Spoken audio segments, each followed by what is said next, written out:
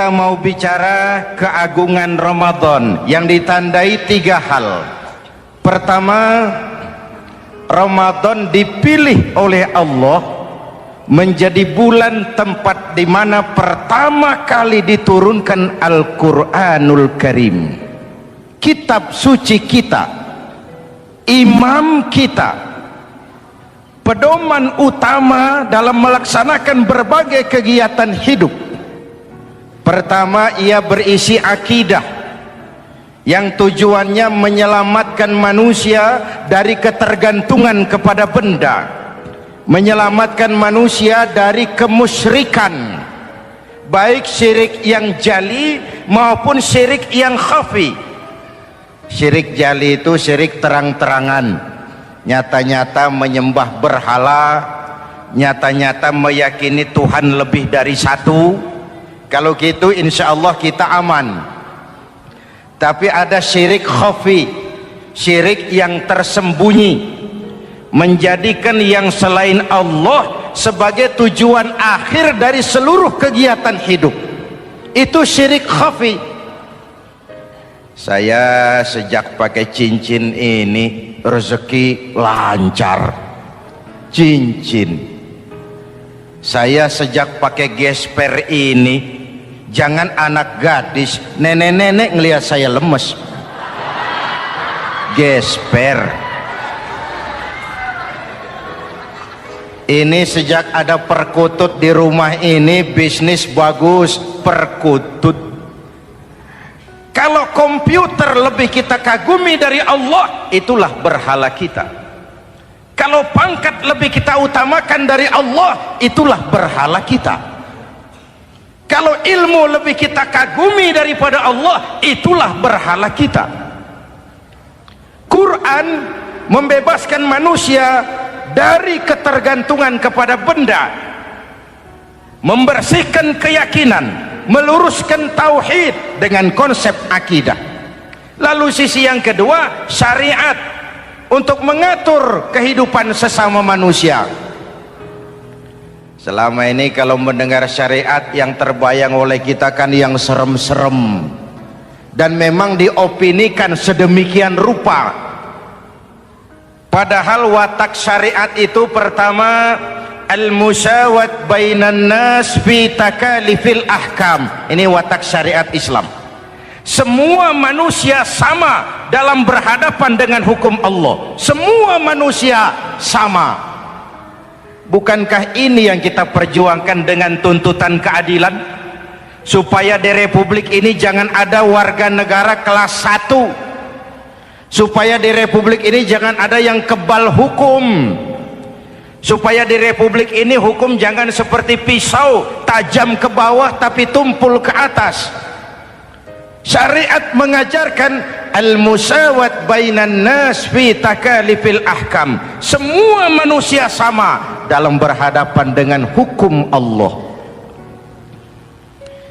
Ketika mengajarkan orang beramal, Rasulullah kepada putri kesayangan beliau sendiri berkata, "I'mali ya Fatimah, i'mali fa inni la ughni anki minallahi syai'a." Fatimah, beramal kau. Fatimah sholat, Fatimah puasa, Fatimah haji. Kalau kau tidak beramal, aku ayahmu Rasulullah tidak akan sanggup membelamu di akhirat nanti. Inilah watak syariat. Tidak mentang-mentang anak kesayangan lalu ada jaminan, sudah Fat, kamu nggak sholat nggak apa-apa, nanti di akhirat ada papi. Tidak. Semua manusia sama dalam berhadapan dengan hukum.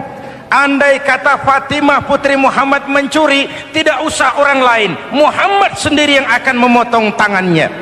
Bukankah keadilan macam ini yang kita harapkan? Cuma sayang, selama ini banyak kita mengenal Islam seperti orang buta kenal gajah. Ada 3 orang buta dilepas ke kebun binatang, disuruh kenal gajah. Saya yakin laporannya lain-lain.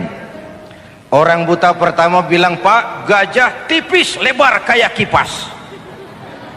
Kenapa? Dia baru pegang telinganya.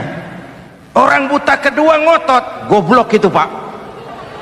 Yang betul saya, gajah kecil panjang kayak ular.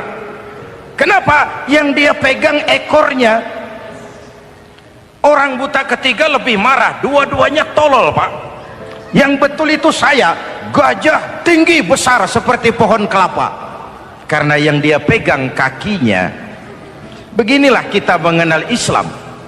Seperti orang buta kenal gajah, frame of reference, kacamata pandangannya tidak total. Baru kenal kaki gajah sudah sok tahu gajah, baru kenal telinga gajah sudah sok kenal gajah. Kemana-mana pidato, saudara-saudara, gajah tipis lebar kayak kipas. Buat orang yang belum kenal gajah, dia menyesatkan. Buat orang yang sudah tahu gajah, senyum di kolom. Oh, kau baru kenal kupingnya kok. Begitulah kadang-kadang kita baca Quran, ayatnya yang keras, kesannya Islam itu sangar, Islam itu sadis, Islam itu perang. Di sisi lain ada yang adem, sejuk, lalu lahir generasi feminim. Buat saya yang terpenting semua kita perlu. Rasul mengajarkan, la takun ratban fatuksara wala yabisan fatuksara. Jangan lemah, nanti kau diinjak orang, tapi jangan keras, nanti kau dipatahkan orang. Hadirin yang saya hormati, lalu syariat juga punya at-tadrij fit tasri', tahapan dalam melaksanakan syariat. Oleh karena itu, Ramadan yang keagungannya ditandai dengan turunnya Al-Quran harus jadi momentum kembalinya kita kepada Al-Quran. Quran itu imam, kita ini makmum. Saya mau tanya, imam ikut makmum apa makmum ikut imam? Makmum ikut imam apa imam ikut makmum? Makmum ikut imam. Kalau Quran imam dan kita makmum, kita ikut Quran, jangan Quran diminta ikut kita. Imam ruku, kita ruku, imam sujud, kita sujud, imam i'tidal, kita i'tidal. Ke barat kata Quran, ke barat kita berangkat, ke timur kata Quran, ke timur kita menuju. Halal kata Quran, ambil, haram menurut Quran, tinggalkan. Kalau dia imam dan kita adalah makmum, mari berimam kepada Al-Quranul Karim. Yang kedua, keagungan Ramadan ditandai dengan perintah melaksanakan ibadah puasa. Para ulama menyebut puasa itu ibadah sirriyah, ibadah rahasia, ibadah abstrak, tidak ada unsur sugesti.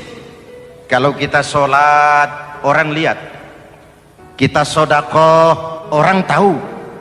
Kita pergi haji, satu kampung nganter.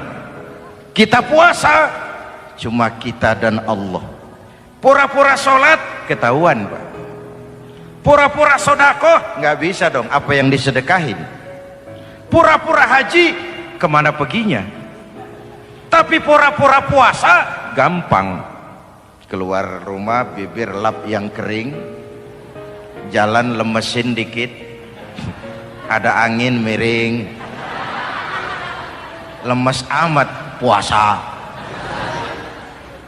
Sirriyah, abstrak. Ibadah lain bisa dinilai, wah itu teman kita sodakohnya berani ya. Kok tahu kamu? Kelihatan dari jumlahnya. Itu sholatnya khusyuk ya. Kok ngerti kamu? Kelihatan dari geraknya. Tetangga sebelah itu rasa-rasanya hajinya mabrur ya. Kok ngerti kamu? Kelihatan dari tingkah lakunya setelah pulang haji. Kalau yang sebelah lagi itu haji tomat. Di Mekah tobat sampai kampung kumat. Ibadah lain kelihatan bisa dinilai, tapi puasa tidak bisa dinilai. Belum pernah saya dengar orang bilang, teman kita puasanya mantap betul ya. Kok tahu kamu? Beludah terus. Nggak ada hubungannya. Oleh karena puasa ibadah sirri, ibadah abstrak, maka yang terbentuk dari ibadah ini pertama keikhlasan. Ini sikap hidup yang paling penting. Orang lain mau puji atau tidak bukan soal, Orang lain mau dengar atau tidak bukan soal, ini urusan saya dengan Allah. Dari ibadah sirri seperti ini terbentuk keikhlasan, dan itu penting. Penyakal ikhlas. Saya menyantuni yatim bukan karena disorot TV, bukan karena masuk majalah, bukan karena dimuat koran, karena Allah. Berpakaian ikhlas. Saya berpakaian ini karena perintah Allah menutup aurat, bukan karena tuntutan Ramadan. Kalau cuma tuntutan Ramadan, Ramadan saja bagus busana muslim. Selesai Ramadan kembali pusar merajalela. Menerima jabatan ikhlas, ini amanah dari Allah. Jabatan adalah alat untuk mengabdi, bukan cuma alat yang melahirkan kekuasaan dan fasilitas. Kalau kekuasaan dianggap sebagai fasilitas dan kekuasaan, maka yang lahir tentu akhirnya maling-maling baru, yang lahir rampok-rampok baru, yang dikuras ya harta negara. Hadirin yang saya hormati, ikhlas menerima jabatan dengan keyakinan ini amanah Allah, amanah akan dimintakan pertanggungan jawab. Ini alat untuk berbuat baik, ini alat untuk mengabdi. Kalau cuma digambarkan kekuasaan jabatan sebagai kekuasaan dan fasilitas, itu yang lalu banyak melahirkan rampok-rampok baru. Betul? Iya, kalau jabatan kan gajiannya jelas. Menteri gajinya jelas, anggota DPR gajinya jelas, presiden, wakil presiden gajinya jelas. Tetapi ketika fasilitas dan kekuasaan banyak memberikan hasil, jangan heran lalu muncul penjarahan terhadap kekayaan-kekayaan yang justru merupakan milik rakyat. Ikhlas dalam menerima jabatan, ikhlas dalam berbuat, ikhlas dalam beramal. Lalu yang kedua, jujur. Tadi siang saudara sholat zuhur apa tidak? Sholat. Yang sholat? Ya enggak, ya enggak. Sebelum sholat zuhur kan saudara berwudu. Waktu berwudu kan saudara berkemur, memasukkan air ke mulut. Umpama waktu berkemur saudara korupsi, dikit saja airnya saudara minum, jangankan hansip, jangankan satpam, jangankan polisi, teman sebelah pun tidak tahu kalau waktu berkemur kita korupsi. Kenapa kita tidak mau melakukan itu? Ada rasa malu kepada Allah. Alangkah positifnya kalau ini diterjemahkan dalam kehidupan. Sekarang kan kita berpikirnya Allah ditekan. Kamu korupsi ya? Iya, Tuhan kan tahu. Biarin, Tuhan mah tahu, nggak ribut. Nggak ribut katanya. Tapi kalau orang, 3 orang saja tahu, geger kantor. Bayangin, Tuhan aja ditekan, Tuhan diintimidasi, apalagi orang lain. Lahir etika otonom, daya kontrol yang paling ampuh yang muncul dari dalam jiwa kita sendiri.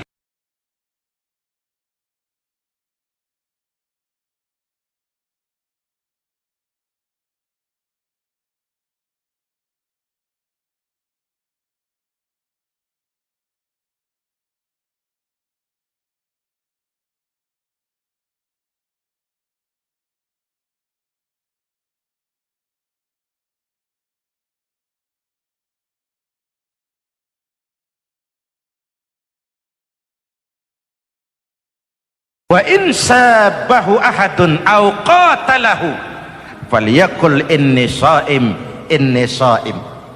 Kalau ada orang mencaci maki dia, bahkan mengajak dia berkelahi yang menurut ukuran dia mesti menang, tapi karena puasa, maaf, saya bukan gak berani sama kamu, saya sedang puasa. Kalau mau berkelahi juga ntar aja habis buka, segeran dikit berantemnya. Inni shaim, maaf saya sedang berpuasa. Itu merupakan benteng. Orang itu kan kalau lagi puasa kondisi lapar, haus, temperamen kan tinggi, sedikit tersinggung temperatur naik, sama marah gampang. Kalau waktu begitu dia bisa sabar, ketika kenyang sudah nggak ada masalah. Sabar baik dalam taat kepada Allah.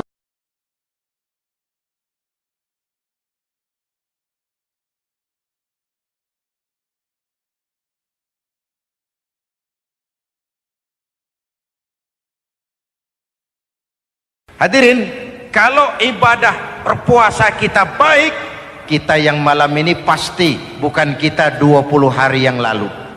Kita yang malam ini, kita yang sudah ditempa oleh penggojologan Ramadan, ditempa oleh kawah candra di mukanya Ramadan, sehingga membias dalam pembentukan pribadi. Setiap ibadah yang dikerjakan dengan benar pasti punya dampak positif dalam meluruskan moral orang yang melaksanakan ibadah itu sendiri. Jangan sampai terjebak kepada rutinitas ritual. Akhirnya seperti yang sering saya ungkapkan, sholat rajin, maksiat tekun, baca Quran mau, fitnah orang hobi, sedekah ya sedekah tapi nyolongnya lebih gede dari sedekahnya. Sedekahnya cuma untuk ngumpetin korupsinya. Akhirnya jadi lipstik, akhirnya jadi dekorasi. Setiap ibadah yang dikerjakan dengan benar punya dampak positif dalam meluruskan moral dan memperbaiki akhlak orang yang melaksanakan ibadah itu sendiri. Begitulah Ramadan, ada pelaksanaan ibadah puasa. Dan untuk puasa Nabi bersabda, lis-shaimi farhatani, farhatun indal iftar wa farhatun inda liqa'i rabbih. Buat orang yang berpuasa ada dua kegembiraan yang tidak dimiliki oleh yang tidak melaksanakan puasa. Dua kegembiraan. Pertama, farhatun indal iftar, kegembiraan menjelang saat-saat berbuka. Hati itu besar, rasa optimisme, padahal bukanya cuma sama tempe, sama tahu, sama ikan asin. Tapi entah makin dekat maghrib hati makin berbunga, ada kebahagiaan yang tidak bisa diceritakan. Allahumma lakasumtu, ya Allah hari ini saya laksanakan perintahmu, saya lawan rasa nafsu, saya tempuh lapar, haus, saya tunaikan semua ini. Itu kegembiraan yang puasa. Yang kedua, wa farhatun inda liqa'i rabbih, kegembiraan kedua nanti di akhirat pada saat bertemu dengan Allah subhanahu wa ta'ala. Masuk surga nikmat, bertemu Allah jauh lebih nikmat. Hadirin yang saya hormati, bahkan di surga ada sebuah pintu yang khusus disiapkan bagi orang-orang yang melaksanakan puasa. Tidak bisa masuk ke pintu itu kecuali orang yang puasa. Dan pintu itu disebut pintu Rayyan, Babur Rayyan, pintu Rayyan, yang hanya boleh dimasuki orang-orang yang melaksanakan ibadah puasa. Hadirin, lalu yang berikutnya ibadah puasa ganjarannya abstrak.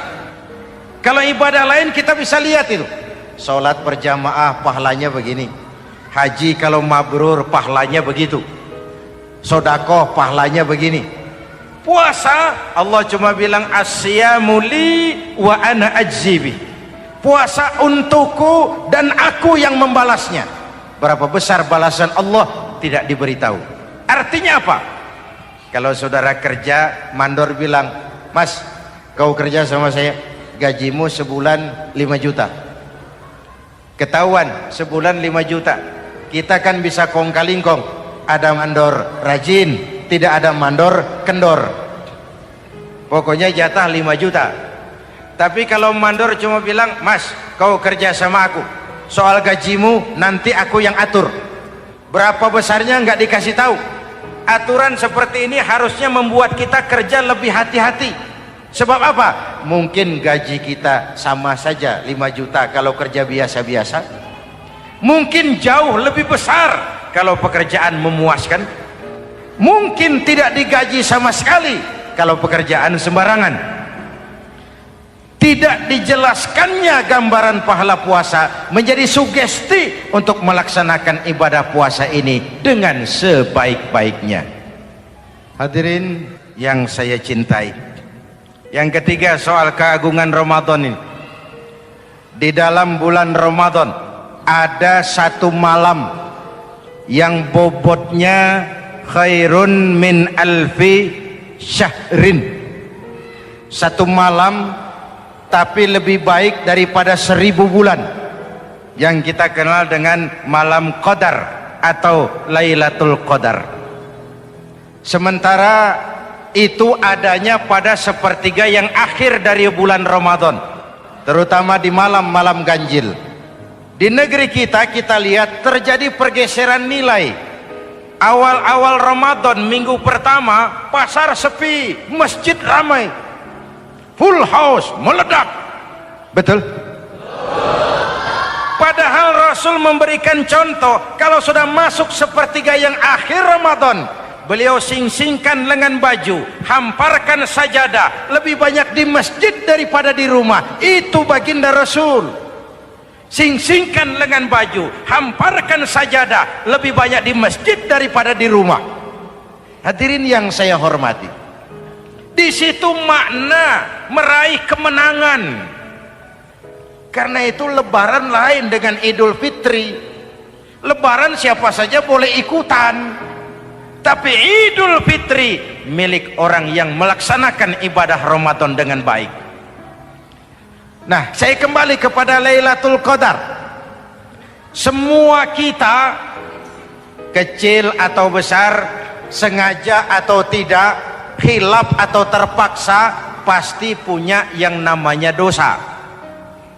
Di sini semua yang hadir nih, include saya, apa ada yang tidak punya dosa? Ayo, jujur. Apa ada di antara kita di sini yang nggak punya salah? Apa ada yang nggak punya dosa? Setiap kita, kecil, besar, sedikit, banyak, terlupa, terpaksa, pasti punya salah. Sekarang kalau mau hitung dagang, kita diberi umur 65, 40 tahun penuh dosa, lalu taubat 25 tahun. Menurut neraca hukum dagang belum seimbang. Dosa 40 tahun ditebus taubat 25 tahun. Menurut neraca hukum dagang. Untung Allah tidak dagang-dagangan kepada kita. Di Ramadan ini Allah ngobrol pahala. Di Ramadan ini Allah membuka pintu rahmah yang seluas-luasnya. Sampai-sampai ada hadis qudsi, "Lau amiltumul khataya hatta mala'atis sama thumma nadimtum fataballahu alaikum." Kalaupun kamu berbuat dosa, penuh langit dengan dosamu, kemudian kamu menyesal dan bertaubat, Allah pasti akan menerima taubatmu. Hadirin yang saya hormati, inilah momentum Ramadan, saat dimana kita melakukan pemutihan diri. Masih ingat cerita dalam kitab Durratun Nasihin? Saya ulang lagi cerita ini untuk sugesti. Ada buajingan tengik pernah membunuh 99 orang. Satu saat hidayah datang kepadanya, terniat ingin bertaubat. Dicarinya seorang ustadz, ketemu ustadz kepala ngajar. Ustadz, ya, apa? Saya mau taubat, diterima apa tidak taubat saya? Emangnya dosa kamu apa? Saya pernah membunuh 99 orang, Ustaz. Ustadznya melotot. Wih, banyak amat. Nggak segampang itu nyawa hak prerogatif Allah. Cuma Allah yang berhak ngambil. Membunuh tanpa alasan yang benar, dosa besar. Dosamu kelewat banyak, Mas. Nggak bisa.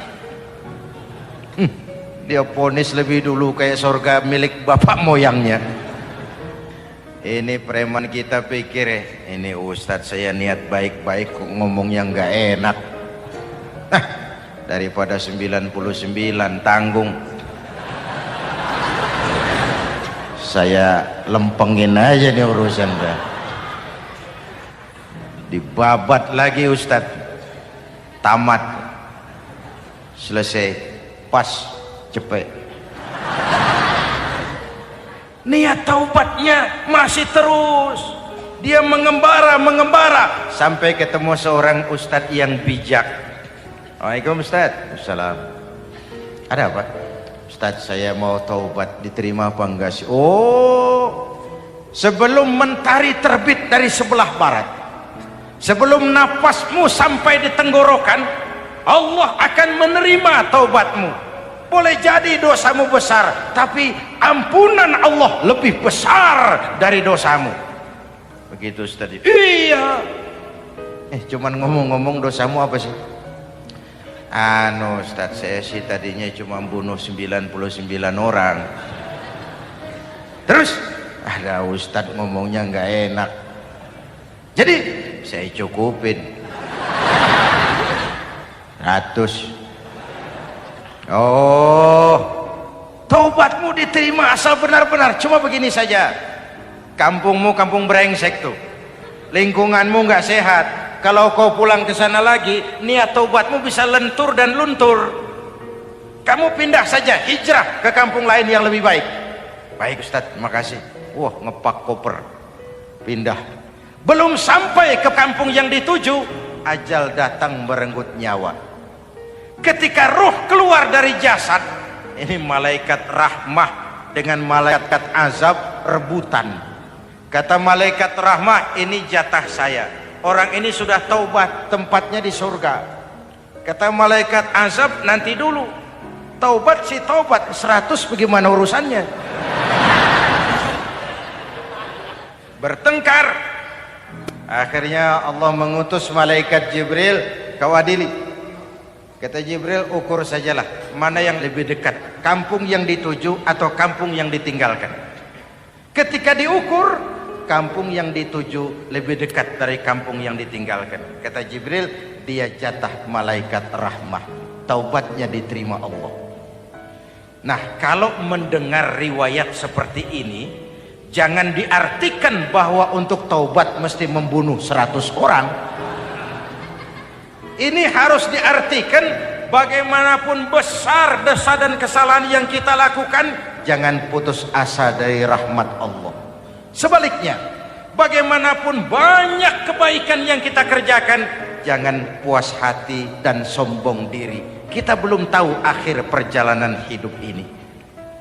Kita hanya berbuat dan berbuat. Kepastian itu haknya Allah. Ada yang masuk neraka karena menyiksa kucing, ada yang masuk surga walaupun sudah membunuh 100 orang. Bahkan kalau nanti saudara di surga ketemu orang-orang soleh, saudara nggak usah kaget, itu memang tempatnya di surga. Saudara akan kaget nanti kalau di surga ketemu pelacur. Pelacur masuk surga. Penasaran, saudara samperin, Mbak Yu.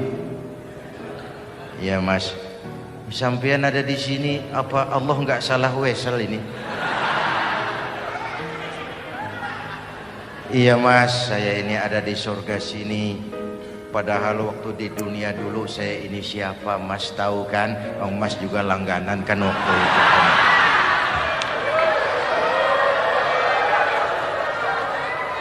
Tapi terus terang saja Mas, waktu di dunia itu saya terpaksa betul. Sejak lahir saya sudah yatim piatu. Sejak kecil sudah yatim piatu. Ada tetangga saya muslim sedikit kaya, tapi pelitnya 17 setan. Akhirnya demi tuntutan perut saya merantau ke kota besar. Ada yang nolong, katanya kerjanya ringan, uangnya lumayan. Apa? Yaitu demi sesuap nasi saya lakoni. Satu malam saya lagi berangkat dagang, lewat masjid Baitul Ihsan, ada ceramah. Saya dengar dari jauh, Ustadznya pidato, katanya Allah berpesan, "Lau amiltumul khataya hatta mala'atis sama, thumma nadimtum, fataballahu alaikum." Kalaupun kamu berbuat dosa, penuh langit dengan dosamu, lalu kau menyesal dan bertaubat, Allah pasti akan menerima taubatmu. Mendengar hadis itu, Mas, berlinang air mata saya. Terbayang dosa-dosa yang pernah saya lakukan. Terbayang orang-orang yang pernah menanamkan modal asing.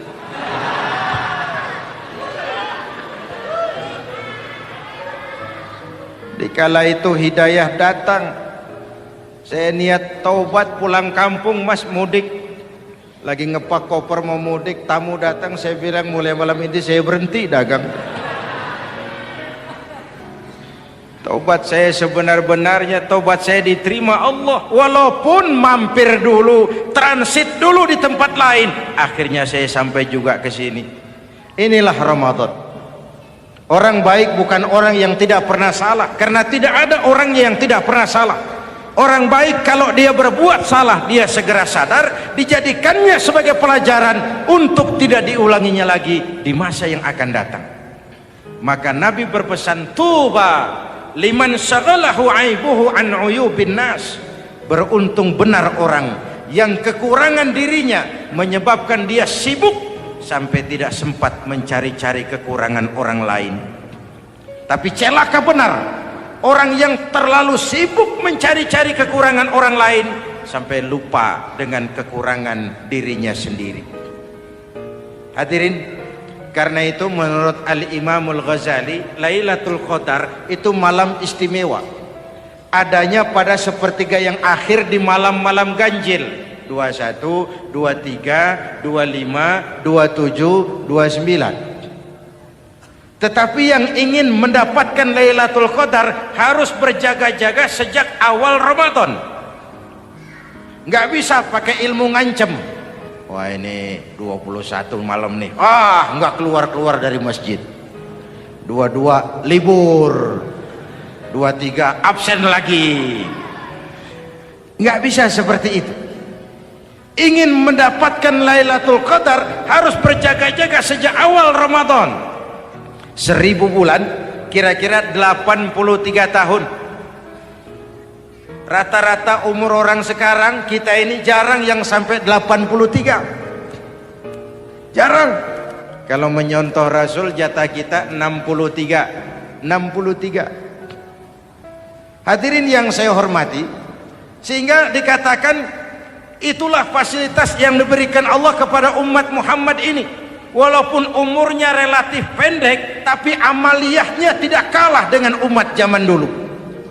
Benar, Nabi Nuh umurnya 950 tahun. Ibadah umatnya berarti panjang, tetapi mereka tidak ada Lailatul Qadarnya.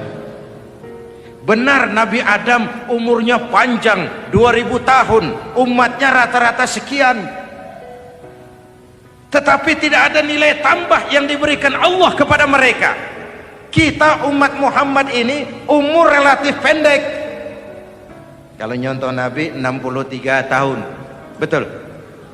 Tapi bayangkan, ada Lailatul Qadar yang nilainya khairun min alfi syahrin, lebih baik daripada 1000 bulan, dan 1000 bulan 83 tahun. Kalau 10 tahun berturut-turut memanfaatkan Lailatul Qadar, maka artinya umur kita sudah sama dengan umur umat Nabi Nuh alaihi salam. Kualitas ibadahnya yang saya maksud. Tugas kita memanfaatkan peluang-peluang seperti ini dan mengisinya dengan berbagai kegiatan-kegiatan ibadah. Mumpung Allah menyediakan itu buat kita bersama. Tahun depan nggak ada jaminan kita ketemu Ramadan lagi. Karena itu mumpung senyampang ini diberikan kesempatan memasuki minggu-minggu 10 yang terakhir dari Ramadan, sing-singkan lengan baju, hamparkan sajadah, dan berusaha lebih banyak di masjid daripada di rumah. Hadirin yang saya hormati, dari pembicaraan singkat yang saya sampaikan, Ramadan menjadi agung oleh karena 3 hal. Pertama, ia dipilih menjadi bulan tempat di mana pertama kali diturunkan ayat-ayat suci Al-Quran. Karenanya Ramadan disebut juga sebagai Syahrul Quran, bulan Al-Quran. Karenanya Ramadan juga kita lebih intens memasuki kehidupan Al-Quran sebagai makmum dan kita sebagai imam. Jika Quran adalah imam dan kita adalah makmum, maka konsekuensinya makmum harus ikut imam, bukan imam yang ikut makmum. Yang kedua, keagungan Ramadan ditandai dengan pelaksanaan ibadah puasa. Setiap ibadah yang dikerjakan dengan benar pasti punya dampak dalam memperbaiki moral, meluruskan akhlak orang yang melaksanakan ibadah itu sendiri. Maka bulan suci Ramadan menjadilah kawah candra di muka, menjadi bulan training, bulan latihan. Saya sering ibaratkan, Mike Tyson masuk latihan, keluar latihan, tindunya makin hebat. Hewitt masuk latihan, keluar latihan, tenisnya makin canggih. Zinedine Zidane masuk latihan, keluar latihan, sepak bolanya makin hebat. Kalau latihan tiap hari, main kalah terus, orang kan ngomong, buat apa latihan? Kita sebulan penuh latihan supaya bulan-bulan sesudah Ramadan nanti kita jangan sampai kalah dalam permainan hidup ini. Hidup ini kan permainan. Ada yang sekarang ini main sebagai pedagang, main sebagai pejabat, main sebagai pengusaha, main sebagai seniman. Hidup ini permainan. Wa mal hadhil hayatud dunya illa lahwun wa la'ib. Ini cuma permainan. Senarionya sudah ditetapkan oleh sang sutradara Allah Azza wa Jalla. Ini permainan saja. Maka bermainlah sesuai dengan aturan main, karena hidup memang permainan. Tapi jangan main-main. Walaupun ini permainan, bermainlah dengan benar. Jangan main-main.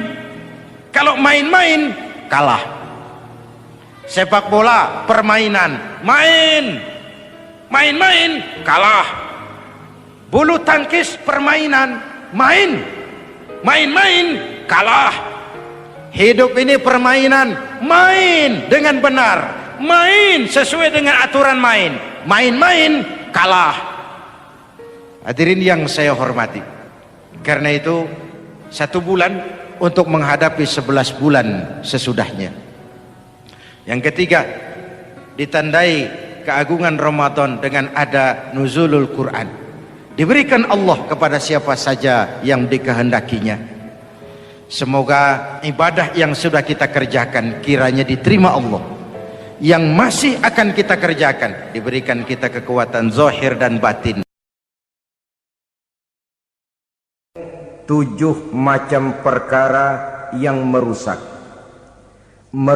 akidah dan keimanan, merusak amal perbuatan yang sudah kita kerjakan, merusak sendi-sendi kehidupan sosial, pendek kata merusak segala hal di dalam kehidupan kita. Jauhilah olehmu 7 macam perkara yang merusak. Yang pertama, asyirku billah, menyekutukan Allah Subhanahu wa ta'ala. Agama dimulai dari keyakinan, maka kehancuran agama selalu dimulai dari kehancuran keyakinan, iman atau akidah yang dimiliki oleh seseorang. Dan untuk menghancurkan nilai-nilai iman yang kita miliki ini, orang rasanya tidak akan menghantam kita dengan peluru kendali. Orang tidak akan mengirimkan nuklir ke sini. Orang tidak juga akan mengirimkan satuan militernya ke sini. Untuk menghancurkan nilai-nilai iman, dibanjiri kita dengan paham-paham yang merusak dan mendangkalkan akidah. baik ia bernama materialisme, baik ia bernama sekularisme, baik ia bernama banjirnya maksiat dan munkarat, baik ia bernama banjirnya peradaban dan kebudayaan yang menghancurkan moral daripada anak-anak kita, sedikit demi sedikit melenturkan dan melunturkan nilai-nilai keimanan kita, untuk kemudian pada waktunya nilai iman itu akan bertukar dan berganti menjadi nilai syirik kepada Allah Subhanahu wa ta'ala. Atau pada sisi lain menjadikan yang selain Allah sebagai tujuan akhir daripada kehidupan kita. Sedangkan kita sama-sama maklum bahwa di dalam pandangan agama Islam, dosa yang tidak berampun, dosa yang terbesar, termasuk dalam kategori bapak moyangnya dosa, tidak lain adalah syirik, yakni menyekutukan Allah Subhanahu wa ta'ala. Pola penghancuran iman ini memang berstrategi. Ditawarkan kita kepada paham materialisme, paham kebendaan, di mana otak menempati urutan sebagai ranking pertama, Tuhan jatuh pada urutan kedua. Lalu menyusul kepada paham sekularisme, Allah dipisahkan dari seluruh kegiatan hidup ini, untuk pada gilirannya menjadikan yang selain Allah sebagai tujuan akhir daripada seluruh kegiatan hidup kita. Oleh karenanya, kewajiban menjaga nilai-nilai iman ini merupakan kewajiban yang mulia tetapi berat, tidak hanya untuk kita, tetapi juga bagaimana mewariskannya kepada anak-anak kita, generasi yang akan datang. Orang-orang tua bijaksana yang diceritakan di dalam Al-Quran, kalau sudah berpikir tentang anak-anaknya, pertanyaan yang paling mereka risaukan ialah, ma ta'buduna min ba'di. Anakku, kalau pada satu saat aku, ayahmu sudah tidak ada lagi di dunia ini, meninggalkan kamu semua, ma ta'buduna min ba'di, apa yang akan kamu sembah nak? Jikalau sekarang ayahmu masih mau ke masjid, masih mau melakukan rukuk dan sujud, masih beribadah menyembah Allah Subhanahu wa ta'ala, kalau orang tuamu sudah tidak ada, ma ta'buduna min ba'di, masihkah engkau mau datang ke masjid? Masihkah engkau mau rukuk dan sujud? Masihkah engkau mau menyembah Allah Subhanahu wa ta'ala? Pertanyaan ini yang dipikirkan oleh Nabi Yakub kepada putra-putranya. Pertanyaan ini yang diteruskan oleh Nabi Ibrahim kepada anak-anaknya. Pertanyaan ini yang diwariskan oleh generasi ulama salafus saleh kepada para generasi berikutnya. Bagaimana kita generasi sekarang? Kita orang-orang tua sekarang bukan berfikir ma ta'buduna min ba'di, malah yang kita fikirkan ma ta'kuluna min ba'di. Kalau bapak tidak ada nanti kamu makan apa nak? Perkara kamu nyembah apa, urusan nomor 18. Yang penting kamu nanti hidup bisa makan nak. Maka kita sibuk mewariskan harta kepada anak-anak kita. Kita sibuk mewariskan kebun dan tanah kepada anak-anak kita. Kita sibuk mewariskan pabrik kepada anak-anak kita, sementara kita lupa mewariskan intan yang paling mahal, mewariskan mutiara yang paling berharga, yaitu nilai iman kepada Allah Subhanahu wa ta'ala. Alangkah baiknya apabila warisan harta, warisan tanah dan kebun, warisan rumah dan pabrik didasari lebih dahulu dengan mewariskan nilai iman kepada Allah Subhanahu wa ta'ala. Sebagai orang-orang tua, kita boleh bersedih kalau anak kita tidak mengerti komputer. Kita boleh bersedih kalau anak kita tidak mengerti matematika. Kita boleh bersedih kalau anak kita tidak mengerti bahasa Inggris.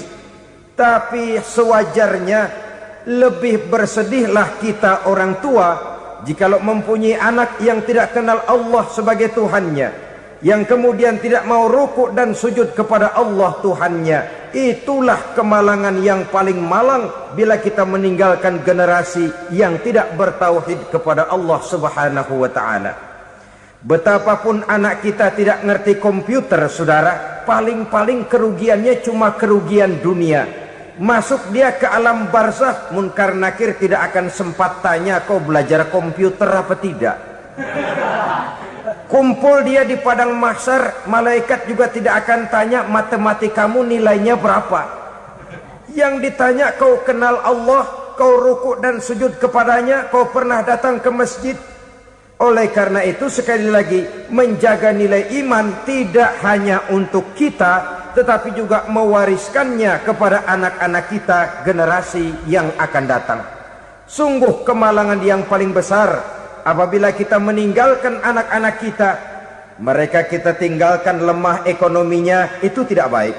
Mereka kita tinggalkan lemah otaknya, itu pun akan membuat mereka tertinggal oleh yang lain. Tapi yang paling celaka, jikalau kita tinggalkan mereka dalam kondisi lemah imannya, rapuh akidahnya, tidak baik dan tidak betul keyakinan hidupnya. Oleh karena itu Nabi berpesan, jauhilah 7 perkara yang merusak. Yang pertama, syirik kepada Allah subhanahu wa ta'ala. Menyekutukan Allah baik dalam ucapan, dalam keyakinan ataupun dalam perbuatan. Ini perkara pertama yang termasuk 7 perusak besar di dalam kehidupan. Kalau sudah jatuh kita ke lembah syirik, bagaimanapun banyak kebaikan yang kita kerjakan, berjiwa sosial, bertangan pemurah, gemar menolong orang lain, kalau memang dasarnya syirik, maka seluruh kebaikan kita akan hancur, tidak akan ada nilainya dalam pandangan Allah subhanahu wa ta'ala. Dalam pandangan manusia mungkin kita dicatat sebagai orang sosial, gemar menolong orang lain, tidak berpangku tangan melihat orang yang mendapat kesulitan.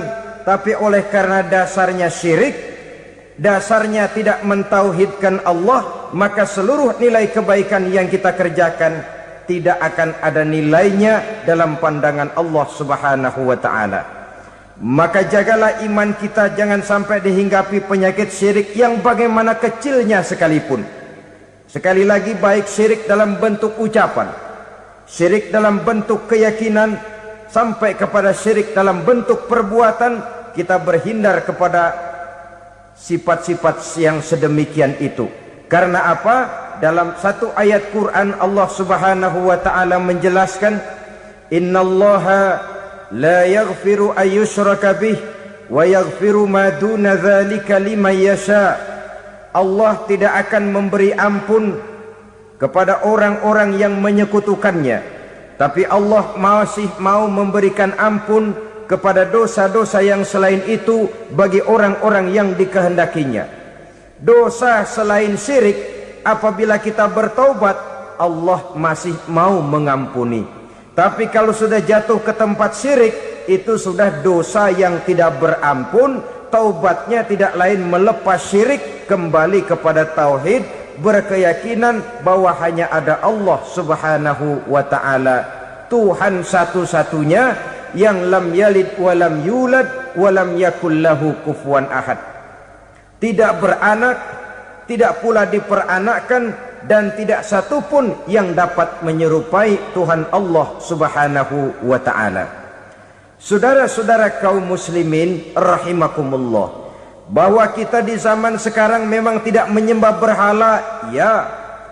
Bahwa kita tidak berterang-terangan mengatakan Tuhan lebih dari satu, memang. Bahwa kita tidak berkeyakinan Tuhan itu punya anak atau diperanakkan, tentu. Tapi dalam perbuatan dan i'tiqad, kita kadang-kadang jatuh tanpa kita sadari ke tempat yang bernama syirik ini. Oleh karenanya, di zaman di mana teknologi makin canggih, di mana kemajuan pembangunan makin menjangkau berbagai aspek kehidupan, diperlukan keseimbangan antara kemajuan fisik material dengan kemajuan mental spiritual. Apabila tidak ada keseimbangan, yang terwujud tentulah kepincangan, yang diawali dengan pincangnya cara kita berpikir, sehingga pada akhirnya akan mengarah kepada pincangnya cara kita berbuat dan bertindak di dalam kehidupan kita. Oleh karena itu Nabi berpesan, jauhilah sifat syirik, karena syirik merupakan dosa yang teramat besar. Ini sifat merusak yang pertama. Yang kedua, kata Nabi, wasihra, jauhilah sihir.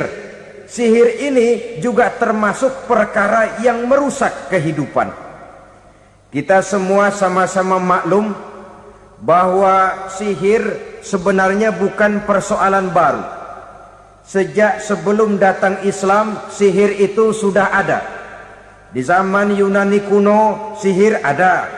Di zaman Mesir kuno, di zaman Cina kuno, dan yang lain-lain yang serba kuno, sihir itu sudah ada. Bahkan para nabi pun, para rasul yang diutus oleh Allah Subhanahu wa ta'ala, senantiasa berhadapan dengan ahli-ahli sihir untuk menguji kebenaran dari misi yang mereka bawa. Sihir adalah perbuatan di luar kebiasaan yang bisa dikerjakan oleh ahlinya dengan bantuan jin atau setan. Hukum mempelajari sihir adalah haram, mengamalkannya lebih haram lagi. Sebab itu saudara-saudara, sihir merupakan perbuatan merusak yang harus kita jauhi. Ciri-ciri daripada perbuatan sihir, pertama, ia mengandung tipuan, bayangan khayal. Di zaman Nabi Musa misalnya, orang melihat tambang-tambang itu seperti ular. Nabi Musa melayangkan tongkatnya menjadi ular-ular besar yang memakan ular-ular kecil ciptaan tukang-tukang sihir Fir'aun tadi. Lalu sihir bisa terjadi dengan bantuan jin kafir atau setan. Kemudian ciri yang ketiga, sifatnya halus dan tersembunyi. Taruh kata ada seorang ahli sihir yang mempergunakan ayat-ayat Quran sebagai jompa-jampe, sebagai baca-bacaan, itu cuma sekedar kedok. Tujuannya tidak lain menjadikan agama sebagai ketok untuk membenarkan cara yang dimurkai oleh Allah Subhanahu wa ta'ala. Satu hadis yang diriwayatkan oleh Imam Bazar dan Tabrani, Nabi berpesan, "Laisa minna man tatayyara lahu au takahhana au tukuhhina lahu au sahira lahu." Tidak termasuk ke dalam golonganku, kata Nabi. Tidak termasuk umatku. Siapa mereka? Man tatayyara lahu, orang yang bertatoyur. Apa tatoyur itu? Dari kalimat toyaro, artinya terbang. Toir biasa diartikan dengan burung. Tatoyaro percaya kepada suara-suara burung. Man tatayyara lahu, mempercayai, meyakini dengan benar-benar kepada suara beburungan. Kan suka ada itu, nah bunyi burung tuh, maling liwat. Maling liwat. Burung bunyi, maling liwat. Itu termasuk tatayyara lahu, percaya kepada suara burung. Kan aneh kalau suara orang nggak dipercaya, suara burung malah dipercaya. Ada ustadz ceramah, kiai ngaji, nggak mau didengerin, burung dengerin bener. Nah, suaranya dari sebelah mana? Belah kulon. Nah, itu tandanya ano. Habis dihitung-hitung, itu termasuk tatayyara lahu. Au takahana, atau bertenung, au tukuhina, atau minta ditenungkan, au sahirolahu, atau melakukan perbuatan sihir, atau minta disihirkan. Laisa minna, tidak termasuk ke dalam golonganku, kata Nabi. Sehingga dengan demikian saudara-saudara, menghadapi sihir dengan sihir sekalipun termasuk perbuatan yang tidak diajarkan oleh agama. Kita kan mempelajari sihir untuk jaga diri, tidak apa-apa. Yang dilarang mengamalkannya, dilarang juga mempelajarinya. Sebab orang kalau sudah mengetahui, biasanya lalu terangsang untuk mencoba. Kalau percobaannya berhasil, biasanya terangsang untuk coba lagi dan coba lagi. Pada akhirnya ketagihan, lalu beralih menjadi profesi, apalagi itu nanti bisa mendatangkan hasil uang. Saudara-saudara kaum muslimin rahimakumullah, kita manusia makhluk nyata, kita hidup di alam nyata, terikat oleh sunnatullah, causality. Oleh karenanya bagi kita keyakinan yang penuh, keikhlasan di dalam bertuhankan Allah, penyerahan diri sepenuhnya hanya kepadanya, itu sudah merupakan obat penangkal yang sangat ampuh agar kita tidak terkena penyakit-penyakit yang dibuat oleh setan dan para pembantunya. Sehingga beberapa ayat Quran mengajarkan, misalnya a'udzu bikalimatillahi tammati min syarri ma khalaq, atau bismillazi la yadurru ma'asmihi syai'un fil ardi wala fis sama, dengan menyebut nama Allah yang tidak bisa mendatangkan bahaya sedikit pun, dari baik yang datang dari langit maupun yang datang dari bumi. Jiwa yang kosong dari keyakinan yang penuh kepada Allah, jiwa yang penuh was-was dan ragu-ragu, itu yang mudah terserang oleh penyakit-penyakit yang dikerjakan oleh para tukang-tukang sihir, yaitu oleh setan dan seluruh para pembantunya. Kemudian hadis kedua yang diriwayatkan oleh Imam Ibnu Hibban, Nabi bersabda, la yadkhulul jannata mudminu khamrin wala mu'minu bisihrin wala qati'u rahmin. Tidak masuk surga. Ini Nabi yang bilang, tidak masuk surga. Siapa itu? Pertama, mudminu khamrin, orang yang berkekalan dalam mabuk. Selalu mudminun itu sudah menjadi perbuatan rutinnya, tidak kapok-kapoknya, teler seumur hidup. Mudminu khamrin, tidak masuk surga orang yang selalu bermabuk-mabukan. Yang kedua, wala mu'minu bisihrin, orang mukmin tapi main sihir. Ini juga oleh Nabi diperingatkan, tidak akan masuk surga orang mukmin tapi suka main sihir. Wala qati'u rahmin, dan tidak juga orang yang memutuskan silaturahmi. Tiga macam manusia yang diperingatkan Nabi tidak akan masuk surga: orang yang selalu mabuk, orang mukmin yang main sihir, dan orang yang memutuskan silaturahmi. Saudara-saudara kaum muslimin rahimakumullah. Lalu orang berkata, kenapa dilarang kita bersihir? Padahal Rasul sendiri kan punya mukjizat. Nah, kita memang harus membedakan antara mukjizat dengan sihir.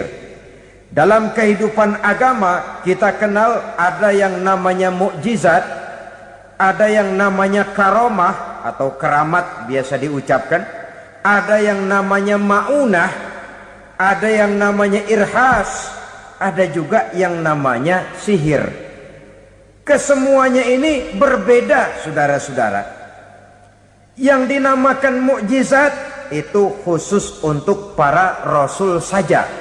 Satu kejadian luar biasa yang terjadi dilakukan oleh rasul atas izin dari Allah Subhanahu wa taala. Perbedaannya dengan sihir jelas.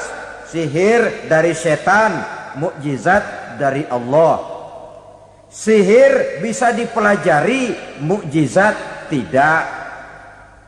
Sihir umumnya untuk maksud-maksud yang tidak baik, sedangkan mukjizat untuk memperkuat kebenaran yang disampaikan oleh para rasul dan ditentang oleh umatnya. Bahkan kafir Quraisy dahulu menganggap orang-orang ahli sihir itu berada dalam satu posisi yang hina, sehingga mereka mengatakan dan menuduh Nabi Muhammad sebagai tukang sihir. Tuduhan sebagai tukang sihir adalah tuduhan yang sangat aib dan hina. Di tengah masyarakat kufar jahiliyah, kedudukan tukang sihir dipandang sebagai kedudukan yang hina, sehingga mereka mengejek Nabi dengan sebutan tukang sihir. Jadi mukjizat hanya untuk Rasul saja. Kemudian karomah. Karomah ini asal kata dari karoma, kehormatan, kemuliaan yang diberikan Allah kepada hamba-hambanya yang rajin mendekatkan diri kepadanya.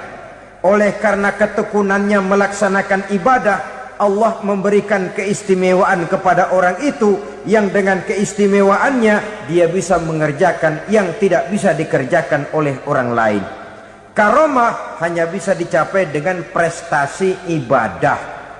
Kalau sihir mau ibadah apa enggak, asal dia belajar, bersatu dan berteman dengan setan, memenuhi persyaratan-persyaratan setan, biasanya lalu bisa. Sedangkan karomah tidak mungkin terwujud tanpa orang mendekatkan diri sedekat-dekatnya kepada Allah Subhanahu wa ta'ala. Maka kita lihat biasanya orang-orang yang punya ilmu sihir, mukanya rata-rata nggak enak dilihat. Kumuh, jauh dari air wudhu, jauh dari sujud kepada Allah, malah berteman dengan setan, menjadi pelayan-pelayannya setan. Saudara-saudara, adapun maunah, keistimewaan yang diberikan Allah kepada hamba-hambanya yang belum sampai kepada tingkat wali, tapi orang itu lebih banyak kebaikannya daripada kesalahannya. Umpamanya, saudara jalan bertiga di pinggir jalan, saudara ada pada posisi di tengah, lalu bertiga ini ketabrak mobil. Menurut perhitungan saudara mati lebih dahulu, tapi terjadi hal yang aneh, dua teman saudara mati, saudara malah cuma luka dan lecet sedikit saja. Apa itu? Kalau kita lebih banyak kebaikannya daripada kesalahannya, itu yang dinamakan maunah, pertolongan yang diberikan Allah kepada hamba-hambanya yang lebih banyak kebaikannya daripada kesalahannya. Sedangkan yang dinamakan irhas, kejadian luar biasa pada diri seseorang pada waktu dia masih kecil, yang menunjukkan tanda-tanda keistimewaannya. Itu umumnya pada para nabi pada usia kecilnya sudah ada irhas, tanda-tanda istimewa. Jelas baik mukjizat, karomah, maunah maupun irhas berbeda dengan sihir. Sihir ini jelas saja merupakan bantuan dan persekutuan antara manusia dengan setan. Padahal setan, kata Allah dalam Al-Quran, innahu lakum aduwwum mubin, sesungguhnya setan bagi kamu adalah musuh yang sangat jelas. Saudara-saudara kaum muslimin rahimakumullah, di zaman sekarang dalam menghadapi beban kehidupan yang makin pelik, menghadapi stres yang tidak kunjung selesai, menghadapi persoalan-persoalan yang teramat berat, orang sering mencari jalan keluar kepada hal-hal yang menurut pendapatnya bisa meringankan beban moralnya itu. Pergilah dia mencari sesuatu yang dapat meringankan bebannya. Dan tidak jarang yang jatuh ke pangkuan tukang-tukang tenung, ke pangkuan tukang-tukang sihir, yang mereka itu oleh Quran dijelaskan kazabal munajjimun walau sodaku. Tukang-tukang tenung, tukang-tukang sihir, mereka itu bohong walaupun benar. Maksudnya bohong walaupun benar, artinya kalau yang mereka kerjakan benar, itu sih kebenaran. Benar dengan kebenaran itu lain. Kebenaran, kebetulan bisa, tapi tidak untuk selalu. Apalagi kalau itu sudah membahayakan kehidupan orang lain. Jadi oleh karena itu Nabi berpesan, jauhilah daripada sihir. Kalau sudah jauhilah dari sihir, artinya ya jauhilah daripada mempelajarinya, jauhilah daripada bergaul dengan orang-orang yang ahli di bidang itu. karena dari pergaulan segalanya bisa menular. Baiklah saudara, ini yang kedua. Yang ketiga pesan Nabi, wa qatlan nafsil lati harramallahu illa bil haq. Membunuh orang lain dengan cara yang tidak benar. Membunuh orang yang diharamkan oleh Allah Subhanahu wa taala untuk melakukannya kecuali dengan alasan yang benar.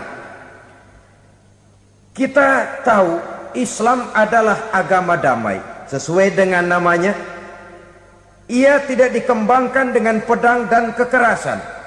Ia dikembangkan dengan keteladanan dan tuntunan moral. Oleh karena Islam bukan agama kekerasan, Islam pun tidak mementingkan dan mengajarkan kekerasan kecuali dengan alasan yang benar dan bisa dipertanggungjawabkan. Membunuh dengan sengaja, menghilangkan nyawa orang lain tanpa alasan yang bisa dibenarkan adalah merupakan dosa besar dan satu di antara 7 perkara yang bisa mendatangkan kerusakan dalam kehidupan dan yang hendaknya harus kita jauhi.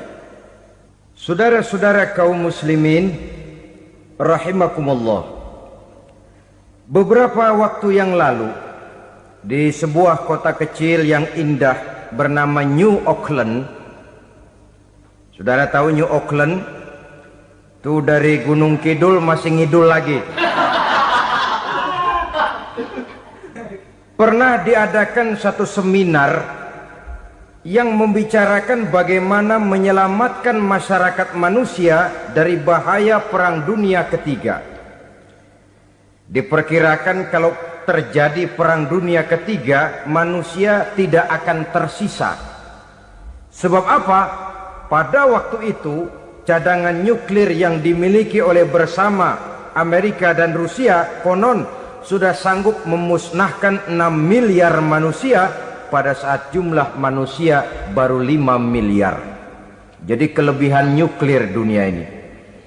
Kalau terjadi Perang Dunia Ketiga, sulit manusia untuk tersisa. Maka dibahaslah di dalam seminar itu, wah, supaya tidak terjadi Perang Dunia Ketiga, maka perlombaan membuat senjata-senjata canggih, alat-alat pembunuh modern harus segera dibatasi. Dibahas, tidak mungkin kita membatasi perlombaan membuat senjata. Kenapa? Makin maju ilmu dan teknologi, makin canggih senjata yang ditemukan. Atom sudah meningkat menjadi nuklir, nuklir sudah meningkat menjadi neutron, dan kita tahu bom yang bernama neutron ini bom yang cukup membunuh tanpa perlu merusak.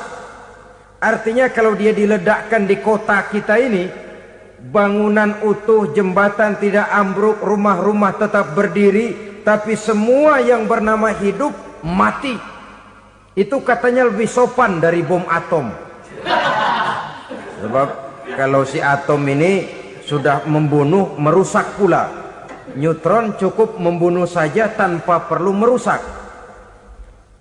Jadi majunya senjata-senjata teknologi sebagai akibat yang logis dari kemajuan ilmu pengetahuan ini tidak bisa kita batasi.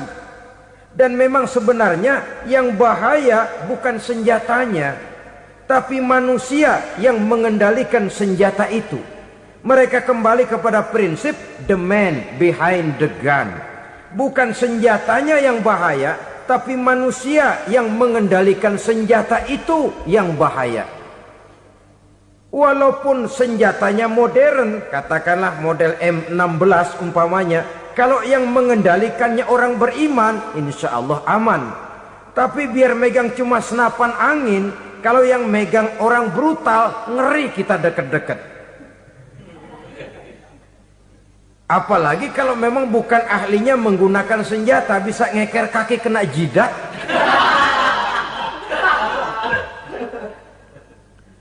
Mereka kembali kepada prinsip lama yang tetap baru, bukan senjatanya yang harus dibatasi, manusia yang mengendalikan senjata itu yang perlu dibicarakan. Nah, kalau begitu agar manusia tidak mempergunakan senjata sewenang-wenang, apa yang harus kita lakukan?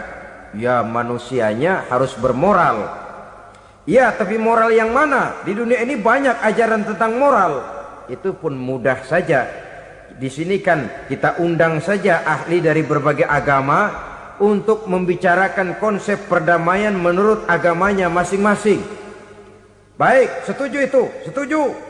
Maka tampillah para ahli agama, mereka kembali kepada prinsip moral daripada konsep yang terkandung di dalam ajaran agama untuk menegakkan perdamaian.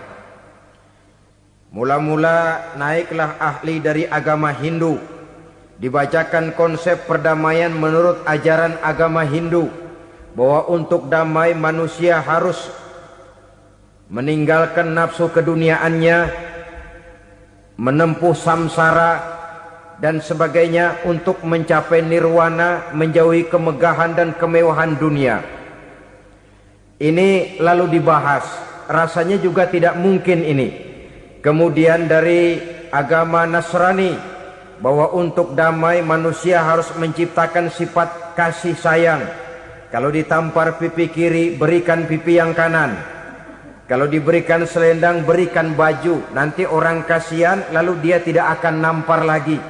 Ketika ini dibahas, ternyata rasanya pun tidak mungkin bisa diterima. Karena apa? Di zaman sekarang orang ditampar pipi kiri, dikasih pipi kanan. Bukan kasihan, gemes. Damai belum tentu, bonyok udah jelas. Lalu ketika dibacakan konsep perdamaian menurut Quran, di mana disampaikan ayat wa jazaa'u sayyi'atin sayyi'atun misluha faman afa wa aslaha fa ajruhu 'ala Allah.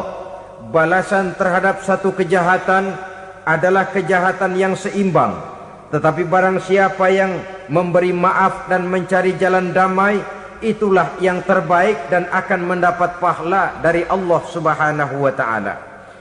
Kamu tidak salah ditampar pipi kirimu, tampar lagi pipi kirinya sekeras dia menampar pipi kirimu.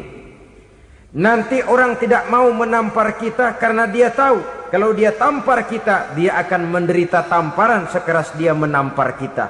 Akan terjadilah prinsip saling hormat menghormati, tidak saling ganggu, tidak saling usil, tidak saling jahil. Atas dasar ini perdamaian bisa ditegakkan.